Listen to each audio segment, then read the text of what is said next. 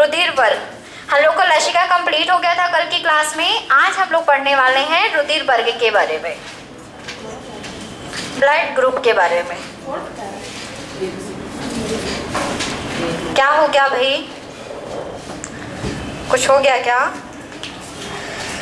डाल लीजिए सब कोई ब्लड ग्रुप, इसको समझा देते हैं, फिर इसके बाद इसको लिखाएंगे। अब इसमें है बहुत कुछ, क्योंकि आज हम लोग को पढ़ना है परिसंचरण तंत्र के बारे में, सर्कुलेटरी सिस्टम। कल हमने आपको लसिका तक पूरी तरह से कंप्लीट बता दिया था कि लसिका क्या होती है, क्या काम करती है, इंपॉर्टेंट फैक्ट भी कल लिखा दिए थे। अब समझिएगा रुधिर वर्ग क्या है। सबको पता है कि हमारा blood group A, blood group B, blood group C तो नहीं है, ए बी और ओ होता है। 4 ब्लड ग्रुप होते हैं, group A, group B, group A B और ग्रुप ओ। आप इस ग्रुप के बारे में जानते हैं, है ना, लेकिन ये ग्रुप क्यों बना, कैसे बना, किसने दिया, किसने नहीं दिया, ये थोड़ा समझते हैं। तो रुधिर वर्ग के बारे में सर्वप्रथम सन 1902 में कार्ल लैंडस्टीनर ने बताया था। किसने बताया था? कार्ल लैंडस्टीनर ने बताया था। इन्होंने ये बताया कि हमारा जो रक्त है उसमें एक प्रोटीन पाई जाती है जिसका नाम है ग्लाइकोप्रोटीन। ठीक है, कौन सी प्रोटीन पाई जाती है? आपकी ग्लाइकोप्रोटीन पाई जाती है।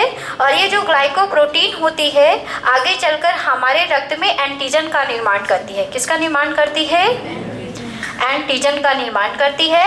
ये एंटीजन 2 प्रकार के एंटीजन बनाते हैं, एंटीजन ए और एंटीजन बी। ध्यान से समझिएगा। फिर से ग्रुप के बारे में आपके सन 1902 में कार्ल लैंडस्टीनर ने बताया था, और इन्होंने ये बताया कि हमारे रक्त में एक प्रोटीन पाई जाती है जिसका नाम है ग्लाइकोप्रोटीन, जो कि हमारी बॉडी में एंटीजन का निर्माण करती है। एंटीजन 2 प्रकार के बनते हैं, एंटीजन ए, एंटीजन बी। ठीक है, अब हमें पता है इस आधार पर 4 ग्रुप बनाए गए, group A, group B, group A B और ग्रुप ओ। अब ग्रुप ए बी थोड़ा सा ऐसे समझिएगा। ए बी ओ के बारे में एक वैज्ञानिक है जिनका नाम है मतलब कह सकते हैं कि ग्रुप ए बी ओ के बारे में कह सकते हैं अलग से किसने बताया, तो याद रखेंगे डी कैस्टिलो ने बताया। किसने बताया? कैस्टिलो ने बताया। और ए बी के बारे में किसने बताया? स्ट्रॉलेरी ने बताया। ठीक है, किसने बताया? स्ट्रॉलेरी। कार्ल लैंडस्टीनर ने ब्लड ग्रुप की खोज की और उन्होंने ग्लाइकोप्रोटीन और एंटीजन के बारे में बताया, लेकिन स्पेशली ग्रुप किसने दिया है? आपके ए बी ओ को डी कैस्टिलो ने, और ए बी को किसने दिया? स्ट्रॉलेरी। आप समझते हैं, आप सब कोई जानते हैं कि रक्तदान किया जाता है, रक्तदान किस आधार पे किया जाता है, थोड़ा सा ये भी समझ लेते हैं। हमारा जो ग्रुप ए है, बी है, ओ है, ए बी है और आपका ओ है, उसमें 2 चीज़ें देखी जाती हैं रक्तदान करने के लिए। पहला एंटीजन, दूसरा आपकी एंटीबॉडी। ठीक है, याद रखेंगे। दूसरा क्या देखी जाती है? एंटीबॉडी। एंटीबॉडी भी 2 होते हैं, ए होती है और बी होती है। एंटीजन भी 2 होते हैं। आप अगर ग्रुप ए है, ठीक है, ध्यान से इस चीज़ को समझेंगे, पेपर में आता है। अगर ग्रुप ए है तो उसमें एंटीजन ए प्रेजेंट होगा और एंटीबॉडी बी प्रेजेंट होगी। ठीक है, अगर ग्रुप ए है तो ग्रुप ए वाले के रक्त में कौन सा एंटीजन होगा? ए होगा, लेकिन एंटीबॉडी कौन सी होगी? बी होगी। अगर ग्रुप बी वाला मनुष्य है तो उसमें एंटीजन बी होगा, लेकिन एंटीबॉडी ए होगी। ए बी में दोनों एंटीजन होते हैं। ठीक है, याद रखेंगे, ए एंड बी दोनों एंटीजन ए बी में प्रेजेंट होते हैं, लेकिन एंटीबॉडी नहीं होती है। ओ में कोई भी एंटीजन नहीं होता, लेकिन एंटीबॉडी दोनों होती है, ए और बी दोनों प्रेजेंट होती है। आप इसीलिए कहते हैं कि ए बी क्या है? सर्वग्राही, है ना, सर्वग्राही, सबका लेने वाला है, नहीं, क्योंकि उसमें एंटीजन ए भी है और एंटीजन बी भी है। एंटीजन का मैच करना बहुत जरूरी होता है। अगर एंटीजन मैच कर गया तो उस ब्लड ग्रुप को उस ब्लड ग्रुप वाले व्यक्ति को उस ग्रुप का रक्त दिया जाता है। तो ए बी में दोनों एंटीजन प्रेजेंट होने के कारण इसको हम सर्वग्राही कहते हैं, और ओ में कोई भी एंटीजन नहीं होता, इसलिए इसको हम क्या कहते हैं? सर्वदाता। देखिए, जब कोई एंटीजन ही प्रेजेंट नहीं है तो एंटीजन मैच होने का कोई चक्कर नहीं होगा, इसलिए इसका रक्त, ओ का रक्त इन तीनों को चढ़ जाता है। लेकिन ओ वाले को क्या सबका रक्त चढ़ेगा? नहीं, ओ वाले को केवल किसका रक्त चढ़ेगा?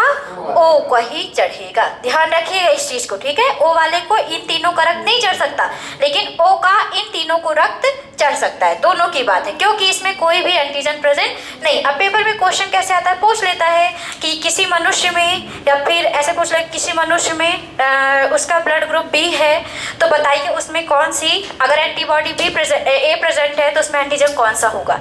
तो बी का एंटीजन क्या होगा, बी होगा, ए का एंटीजन ए होगा, ए बी का दोनों ए बी होगा एंटीजन, लेकिन ओ में कोई भी एंटीजन नहीं होगा। सेम इसका उल्टा आप उधर कर दीजिएगा, बस हो गया। इतना समझ में आ गया। अब साथ ही साथ और क्या देखा जाता है, तो साथ ही साथ एक और चीज देखी जाती है जिसको आप कहते हो आर्यज फैक्टर।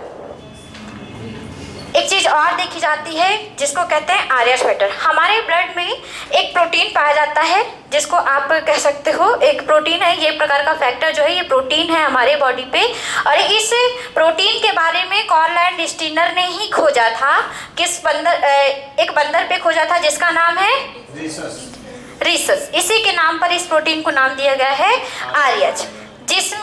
जिसमें आर्यज प्रोटीन प्रेजेंट होता है वो ब्लड आरएच पॉजिटिव कहलाता है। जिसमें प्रेजेंट नहीं होता आरएच प्रोटीन वो क्या होता है, आप कहते हैं ना हमारा ब्लड ग्रुप बी पॉजिटिव है, बी निगेटिव है। ऐसा क्यों बोलते हैं, इस आरएच फैक्टर के कारण। जिसमें ये फैक्टर प्रेजेंट है वो ब्लड कैसा होगा, पॉजिटिव होगा, और जिसमें उसमें प्रेजेंट नहीं है वो कैसा होगा, निगेटिव। अब आरएच फैक्टर पे भी कैसे मैच करते हैं, जिस व्यक्ति का आरएच फैक्टर पॉजिटिव है वो केवल उसका जो खून होगा केवल पॉजिटिव वाले को ही चढ़ाया जाएगा, नेगेटिव वाले को नहीं। क्योंकि अगर आप थोड़ी सी मात्रा, समझ लीजिए आपको ब्लड नहीं मिल रहा है उस टाइम पे, तो आप नेगेटिव वाले का भी पॉजिटिव को चढ़ा सकते हो, लेकिन बहुत कम मात्रा में, बहुत कम मात्रा में। अगर आप थोड़ी देर बाद फिर से उसको ब्लड चढ़ाते हो तो उस व्यक्ति की उतनी समय ही मृत्यु हो सकती है।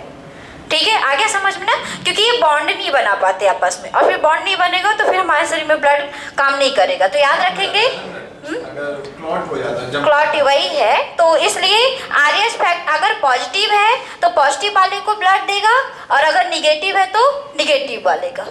क्लियर हो गया सबको कि कैसे ब्लड दिया जाता है, किसको डोनर कहते हैं, किसको आपका एक्सेप्टर कहते हैं। सब क्लियर हो गया, चलिए इसको लिखिए। हाँ, एंटीजन ग्लाइकोप्रोटीन को कहते हैं, जो आपके प्रोटीन।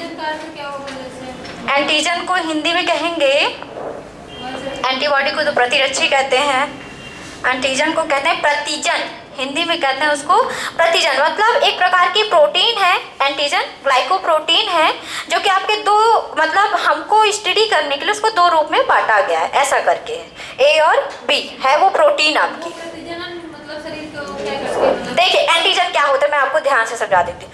आपके शरीर में बाहरी भागों से आने वाला कोई भी कह सकते हैं पदार्थ, बाहरी भागों से आने वाला या आपके शरीर में ही बनने वाला कोई पदार्थ, लेकिन वो पदार्थ ऐसा काम करने लगे जो हमारे शरीर की रक्षा करने लगे, धीरे धीरे ऐसा प्रोटीन निर्माण करने लगे जो हमारे शरीर की रक्षा करने लगती है, वो हमारी एंटीजन कहलाती है। जो हमारी बॉडी में पहले से ही बन रहा है WBC के माध्यम से, वो क्या है, हमारी एंटीबॉडी। क्लियर हो गया, चलिए लिखिए,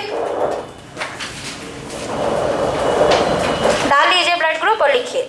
सन 1902 में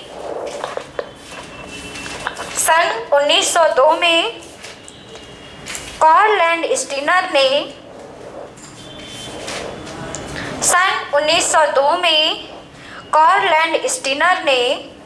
कार्ल लैंड स्टीनर ने बताया था, रक्त समूह के बारे में बताया था। ऐसा लिखिए, सन 1902 में कार्ल लैंड स्टीनर ने रक्त समूह के बारे में बताया था, ब्लड ग्रुप के बारे में बताया था, इसलिए रक्त समूह के बारे में बताया था, इसलिए इन्हें रक्त समूह का जनक कहते हैं, father of blood group.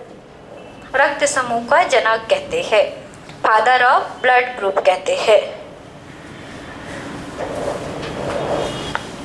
Father of blood group कहते हैं। रक्त समूह 4 प्रकार के होते हैं, लिखिए, रक्त समूह 4 प्रकार के होते हैं, रक्त समूह 4 प्रकार के होते हैं, ग्रुप ए, ग्रुप बी, रक्त समूह 4 प्रकार के होते हैं, group A, group B, group A B और ग्रुप ओ। ठीक है, group A, group B, group A B, group O. A B O को साथ में लिख के लिखेंगे डी कैस्टिलो। ठीक है। ABO के बारे में किसने बताया था, इनको विस्तृत रूप से किसने बताया, डी कैस्टिलो। जैसे हमने लिखा वैसे लिख लीजिए। Group A, group B, group O के बारे में डी कैस्टिलो और AB के बारे में स्ट्रॉलेरी।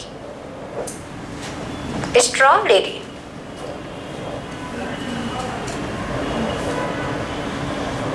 स्ट्रॉलेरी हो गया। चलिए अब आगे लिखिए। रक्त में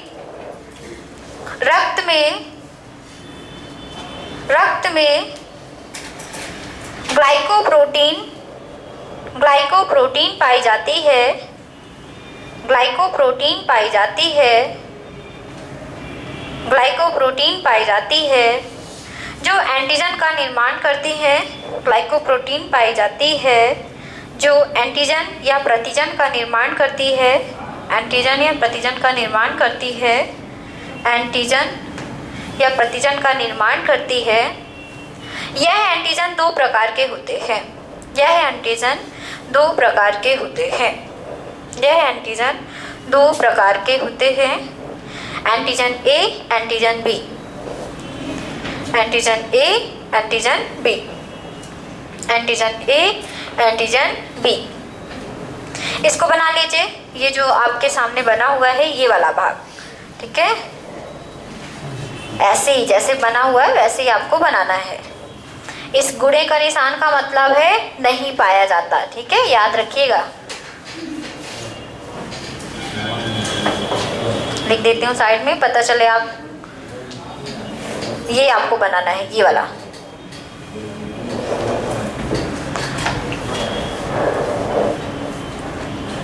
एंटीजन होते हैं RBC में और एंटीबॉडी होती है प्लाज्मा में, ठीक है। दोनों को देख के ही ब्लड डोनेट किया जाता है या ब्लड लिया जाता है।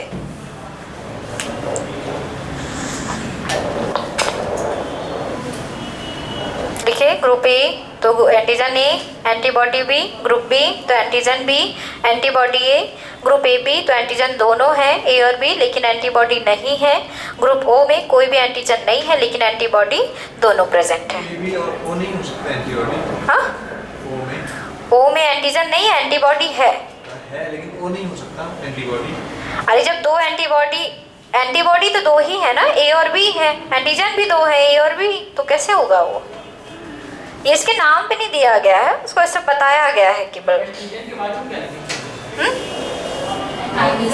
RBC। एंटीजन किस में प्रेजेंट होते हैं, RBC में, और एंटीबॉडी किस में प्रेजेंट होती है, प्लाज्मा में।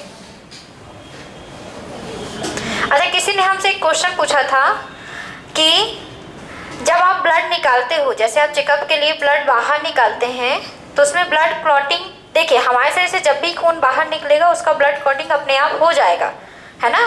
क्यों, फाइब्रिनोजन के कारण। अब हमारा जब रक्त कोई सुई से निकालेगा तो क्या उसमें प्लाज्मा नहीं जाएगा, बिल्कुल जाएगा, क्योंकि रक्त में घुला हुआ है। अब वो फाइब्रिनोजन जैसे ही हमारे शरीर से बाहर निकला, वो क्रिया करके क्या कर सकता है, रक्त का थक्का बना सकता है। अगर रक्त का थक्का बन गया तो हमारी खून की जांच नहीं होगी। उस रक्त के थक्का को बनने से रोकने के लिए सोडियम ऑक्सलेट का उपयोग किया जाता है, ठीक है, याद रखेंगे। जो शीशी में रक्त डालते हैं ना तो लिक्विड फॉर्म पे ही रहता है हमेशा, वो क्यों रहता है, सोडियम ऑक्सलेट के कारण, ठीक ना। ये किसी ने पूछा था क्लास में, इसलिए बता रहे हैं, ठीक है, याद रखिएगा। ये हो गया सबका, ये लिखनी है सबने।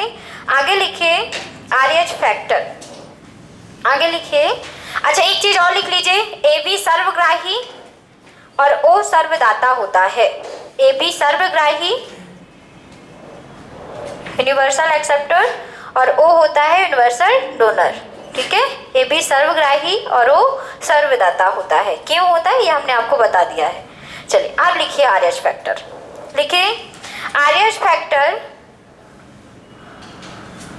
RH फैक्टर RBC में पाया जाने वाला एक एंटीजन, RH फैक्टर RBC में पाया जाने वाला, RBC में पाया जाने वाला एक एंटीजन होता है,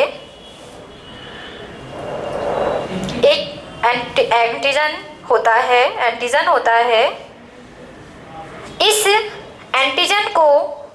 एंटीजन को कॉर्लैंड स्टीनर ने इस एंटीजन को कॉर्डलैंड स्टीनर ने सन 1902 में ही कॉर्डलैंड स्टीनर ने सन 1902 में ही रीसस नामक बंदर पर खोजा था। रीसस, सा लिखना है उधर, है ना, रीसर लिखा है वहाँ पे, रीसस लिखेगा। रीसस नामक बंदर पर खोजा था। रीसस नामक बंदर पर खोजा था। रीसस नामक बंदर पर खोजा था, इसलिए इसे आर्यस फैक्टर कहते हैं। इसलिए इसे आर्यस फैक्टर कहते हैं। आर्यस फैक्टर कहते हैं। इसलिए इसे आर्यस फैक्टर कहते हैं। जिस रक्त कणिका में या आरबीसी में जिस रक्त कणिका में आर्यस फैक्टर प्रेजेंट होता है, जिस रक्त कणिका में आर्यस फैक्टर प्रेजेंट होता है, जिस रक्त कणिका में आर्यस फैक्टर प्रेजेंट होता है, वह रक्त आर्यस पॉजिटिव जिस रक्त कणिका में आर्यस फैक्टर प्रेजेंट होता है, उपस्थित होता है, वह रक्त आर्यस पॉजिटिव, इस तरह लिखे, आर्यस पॉजिटिव तथा जिसमें यह उपस्थित नहीं होता, जिसमें यह उपस्थित नहीं होता, उसे आर्यस निगेटिव माना जाता है। आर्यस निगेटिव माना जाता है। जिस रक्त कणिका में आर्यस फैक्टर प्रेजेंट होगा उसे पॉजिटिव मानेंगे, जिसमें प्रेजेंट नहीं होगा उसे क्या मानेंगे, निगेटिव। और ये आपको बात ध्यान रखनी है कि पॉजिटिव वाले को पॉजिटिव का ब्लड और निगेटिव वाले को निगेटिव। अगर पेपर में आता है तो थोड़ा सा दिमाग वहाँ पे लगा लीजिएगा, ठीक है ना। वो सिंपल सा क्वेश्चन नहीं आता ना, आपको घुमा के आएगा कि किसी कोई व्यक्ति का एक्सीडेंट हो गया है, ये हो गया है, वो हो गया है और उसको ब्लड देना है, ऐसा ग्रुप है सामने वाले का, तो बताइए उसको दिया जाएगा कि नहीं दिया जाएगा, कैसा होना चाहिए। तो वहाँ पे थोड़ा सा अपना दिमाग यूज करना बस, ठीक है ना। हमने ये समझा दिया कि कौन देता है, कौन नहीं दे सकता, कब देगा कब नहीं देगा, ये हमने आपको समझा दिया है। क्वेश्चन बना के नहीं समझा रहे हैं, उसको आपको अपने सामने, जब आपके सामने वो क्वेश्चन आएगा तो आपको थोड़ा सा क्लास पे दिमाग लेके आना पीछे, तो ऐसे भी याद आ जाएगा कि किसको कैसे देना है। चलिए आप डालिए परिसंचरण तंत्र। हाँ, ये ब्लड होता है खत्म आपका यहाँ पे। अब आते हैं ब्लड से ही संबंधित एक सिस्टम पर जिसका नाम है सर्कुलेटरी सिस्टम, परिसंचरण तंत्र।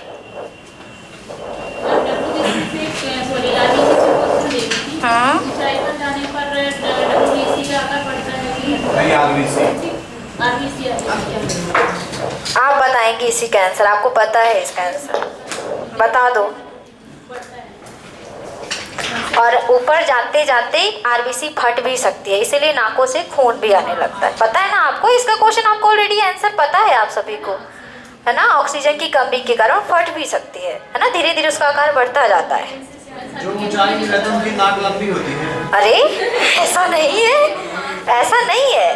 क्यों, यहाँ भी लोगों की नाक लंबी होती है, इसमें आकार में कोई वो नहीं है, उसका संबंध आकार से नहीं है, ठीक है। चल, हाँ जी, ध्रुवीय अवस्था में आरबीसी नष्ट कहाँ होती है? क्या होती है? ध्रुवीय अवस्था में जैसे यकृत और प्लीहा में बनती है, लेकिन वो नष्ट भी कहाँ होती है? प्लीहा में ही होती है, मतलब दोनों का सेंटर नष्ट होने का एक ही है। प्लीहा में बनती भी है और नष्ट भी होती है। स्पेशली नष्ट होने का काम कम होता है क्योंकि वहाँ पे प्रोग्रेस कार्य चल रहा होता है ना, इसलिए हम लोगों में उसको नष्ट होना जरूरी है, उनमें नष्ट होना जरूरी नहीं है ये चीज़। लेकिन अगर ऐसा आता है तो आपका आंसर भी क्या करना है, प्लीहा ही करना है। चलिए अब आते हैं परिसंचरण तंत्र पे। हमने बताया था ब्लड हम पढ़ चुके हैं। परिसंचरण तंत्र आपके रक्त से संबंधित एक सिस्टम है जिसमें आपके परिसंचरण तंत्र का निर्माण हमारे शरीर में। अब थोड़ा सा एक क्वेश्चन ये आता है कि मानव शरीर का परिसंचरण तंत्र किस प्रकार का होता है। तो आपने दो तरह का परिसंचरण तंत्र पढ़ा होगा, खुला परिसंचरण तंत्र और एक बंद परिसंचरण तंत्र। खुला क्या होता है, ऐसा परिसंचरण तंत्र या फिर रक्त के बहने का एक ऐसा माध्यम जो आपकी नलिकाओं से होकर नहीं जाता। मतलब जिन जीवों में नलिका प्रेजेंट तो होती है लेकिन उनके बाद में उनका रक्त क्या हो जाता है, खुले स्थान पे। जैसे जैसे जैसे मच्छर मारते हो ना सब, उसके पेट में खुले स्थान पे ब्लड भरा होता है, कि नहीं भरा होता, कि नसों में भरा होता है? काम देखिए, उसमें देखिए हम बता रहे हैं, हम लोगों में रक्त, हम लोगों से समझाते हैं, हम लोगों में रक्त बहने के लिए क्या पाई जाती है? धमनी और अब हम लोगों का ब्लड क्या ऐसा होता है, हम लोगों की बॉडी में कोई ऐसा स्थान है जहाँ पे जाके खुल के ब्लड इकट्ठा रहे? ऐसा कोई स्थान नहीं। तो ऐसे प्राणी जिनमें रक्त का परिवहन, संचरण धमनियों और शिराओं के माध्यम से, ये इसी को कह सकते हैं नलिका, है ना, नलिकाओं के माध्यम से होता है, उस प्रकार का परिसंचरण तंत्र क्या होगा आपका? बंद। लेकिन ऐसे प्राणी जिनमें आपका परिवहन तो होता है नलिकाओं के माध्यम से, लेकिन लास्टली उनका ब्लड जो होता है उनके एक विशेष अंग पर क्या हो जाता है? एकत्रित हो जाता है खुले रूप से, इसलिए उनका परिसंचरण तंत्र कैसा होता है? खुला होता है। हम लोगों का ब्लड किसी भी बॉडी में ऐसे खुले में नहीं है, हम लोगों का जहाँ भी ब्लड होगा वो किन में होगा? धमनी और शिराओं में होगा। तो इसलिए हम लोगों का परिवहन कैसा होता है? बंद होता है। और जैसे आर्थ्रोपोडा के जीव हो गए, उनमें कैसा होता है? आपके खुला परिसंचरण होता है। ये समझ में आ गया? अब आगे बढ़ते हैं। जो आपका परिसंचरण तंत्र है वो 3 भागों से मिलकर बनता है। एक है हृदय, एक है आपका हृदय, पहला पार्ट परिसंचरण तंत्र का, दूसरी है आपकी ब्लड और तीसरा है आपका रक्त वाहिकाएं या ब्लड वेसल्स। ठीक, अब हम लोग रक्त को पूरी तरह से पढ़ चुके हैं, तो हम लोग अब इसमें रक्त नहीं पढ़ेंगे, केवल हम 2 चीजों का अध्ययन करेंगे, एक है हृदय और एक है आपकी रक्त वाहिका। चलिए सबसे पहले बात करते हैं हृदय के बारे में।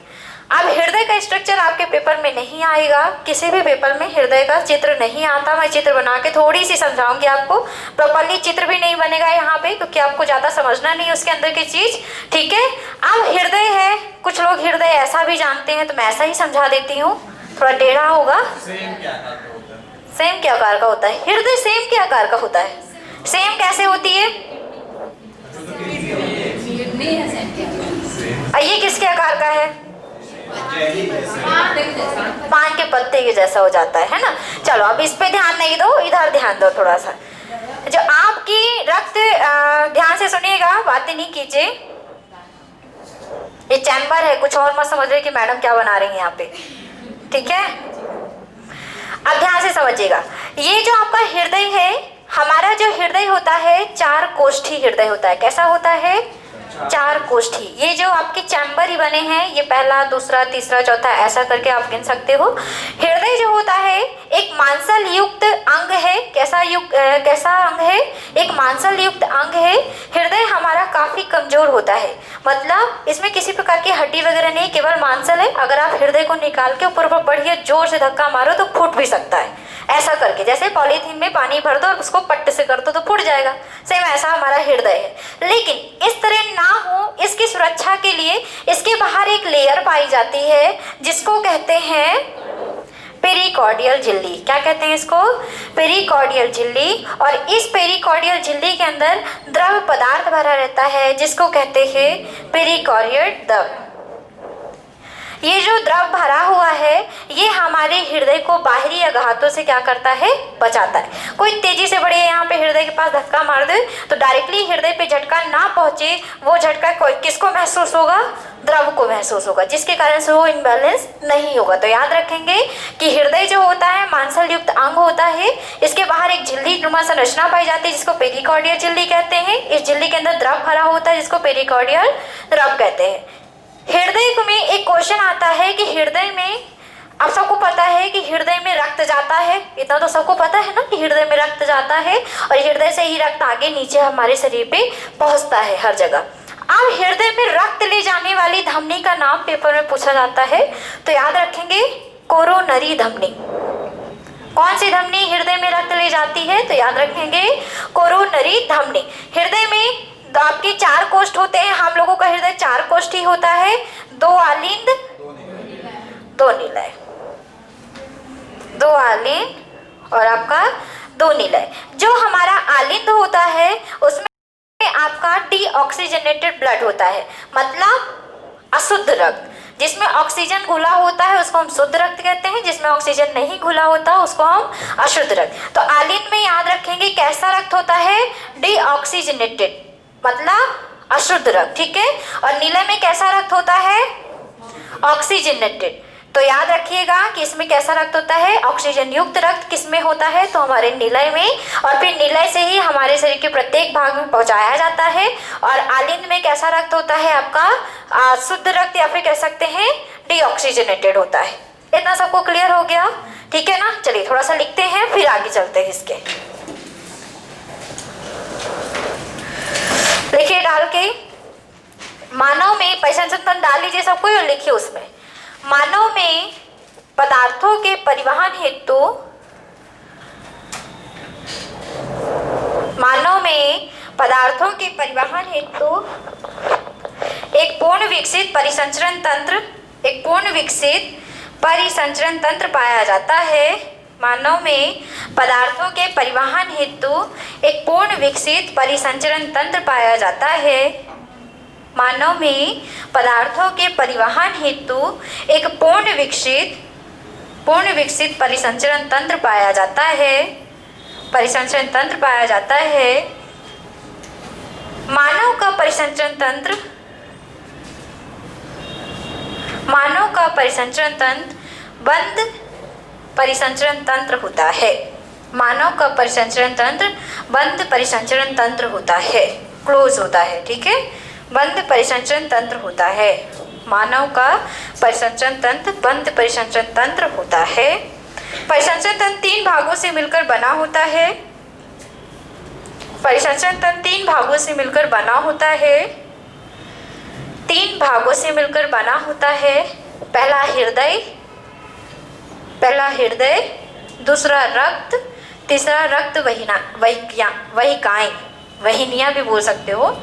पहला हृदय, दूसरा रक्त, तीसरा है रक्त वहिनियां या रक्त वहिकाएं, ब्लड वेसल्स। हो गया। अब डालिए हृदय, अब डालिए हृदय, रक्त वहिनियां, ब्लड वेसल्स, रक्त वहिनियां। पहला डालिए हृदय, चलिए लिखिए, हृदय मांसल युक्त, हृदय मांसल युक्त पेशी अंग होता है। हृदय मांसल युक्त पेशी अंग होता है। हृदय लिखिए, हृदय मांसल युक्त पेशी अंग होता है, पेशी अंग होता है। इसमें पाई जाने वाली पेशियां हृदयक पेशियां कहलाती हैं, कार्डियक मसल्स। इनमें पाई जाने वाली पेशियां, इनमें पाई जाने वाली पेशियां हृदयक पेशियां, हृदयक पेशियां या कार्डियक मसल्स है ना, याद रखेंगे। इंग्लिश में नाम है इसका कार्डियक मसल्स।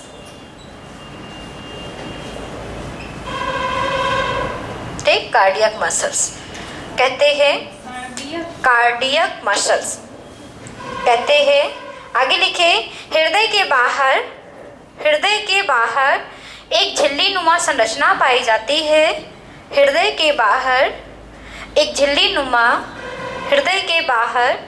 झिल्ली नुमा संरचना पाई जाती है, जिसे पेरिकार्डियल झिल्ली कहते हैं। हृदय के बाहर एक झिल्ली नुमा संरचना पाई जाती है, जिसे पेरिकार्डियल झिल्ली, ये लिखा हुआ है सामने, जिसे पेरिकार्डियल झिल्ली कहते हैं, पेरिकार्डियल झिल्ली कहते हैं, जिसे पेरिकार्डियल झिल्ली कहते हैं। इस झिल्ली के अंदर, उसके आगे लिखिए, इस झिल्ली के अंदर द्रव पाया जाता है। इस झिल्ली के अंदर द्रव पाया जाता है, लिक्विड फॉर्म में द्रव पाया जाता है, जिसे पेरिकार्डियल द्रव कहते हैं, जिसे पेरिकार्डियल द्रव कहते हैं, पेरिकार्डियल लिक्विड द्रव कहते हैं। ठीक है, पेरिकार्डियल द्रव कहते हैं। लिखिए, एक स्टार पॉइंट नहीं, अभी थोड़ा सा इसका ही लिखो द्रव के बारे में। पेरिकार्डियल द्रव कहते हैं, यह द्रव हृदय को बाहरी आघातों से बचाती है। यह द्रव हृदय को बाहरी आघातों, एक्सटर्नल इंजरी, बाहरी आघातों से बचाती है। एक्सटर्नल इंजरी से बचाती है। यह द्रव बाहरी आघातों से बचाती है। यह द्रव बाहरी आघातों से, हृदय को बाहरी आघातों से बचाती है। स्टार पॉइंट बना के लिखिए। हृदय को रक्त पहुंचाने का कार्य, हृदय को रक्त पहुंचाने का कार्य, हृदय को रक्त पहुंचाने का कार्य कोरोनरी धमनी करती है। हृदय को रक्त पहुंचाने का कार्य कोरोनरी, कोरोनरी, अरे हम लिखे दे रहे हैं भाई, कोरोनरी, कोरोनरी धमनी करती है। कोरोनरी धमनी करती है। क्यों शुभम? को धमनी किसको कहते हैं इंग्लिश में, क्या कहते हैं धमनी को? अब ये भी तो पूछ रहे हैं, लिख रहे हो कि नहीं? धमनी को क्या कहते हैं इंग्लिश में? क्या कहते हैं इंग्लिश में धमनी को? क्या बोलते हैं? वेन्स बोलते हैं। क्या कहते हैं? क्या कहते हैं? आर्टरीज। और सिरा को? सिरा को? सिरा को सिरा कहते हैं। हाँ, वही शक्कर वाला, वेनिस कहते हैं। क्या पढ़ते हो? मतलब हम ये देख रहे थे थोड़ा थोड़ा सा, जब मैं धमनी बोल रही थी तो अटक रहे थे बार बार, तो ऐसा लग रहा था जैसे गलत लिख रहे हो, है ना? दूर से दिखता है, हमारे आँख में प्रॉब्लम नहीं है। लिखिए, लिखिए आप। हृदय में 4 कक्ष पाए जाते हैं।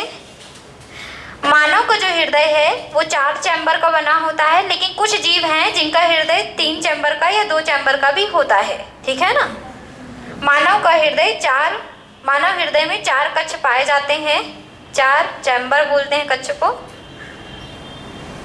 4 चैम्बर पाए जाते हैं। 2 आलिंद, एट्रियम आलिंद को बोलते हैं, और नीलव को वेंट्रियम कहते हैं। ठीक है? 2 आलिंद 2 नीले। लिख लिया? आलिंद में जल्दी से लिख लीजिए, फिर क्लास ओवर करते हैं। आलिंद पे लिखे, इसमें आलिंद पे लिखना है। इसमें शरीर के विभिन्न भागों से, इसमें शरीर के विभिन्न भागों से, शरीर के विभिन्न भागों से डीऑक्सीजनेटेड ब्लड, डीऑक्सीजनेटेड ब्लड, वी ऑक्सीजनीकृत, हिंदी में कहेंगे वी ऑक्सीजनी,